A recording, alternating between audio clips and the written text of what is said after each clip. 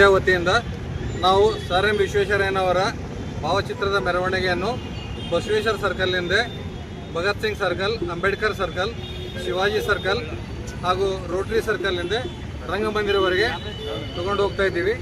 ಈ ಕಾರ್ಯಕ್ರಮ ತುಂಬ ವಿಜೃಂಭಣೆಯಿಂದ ನಡೀತಾ ಇದೆ.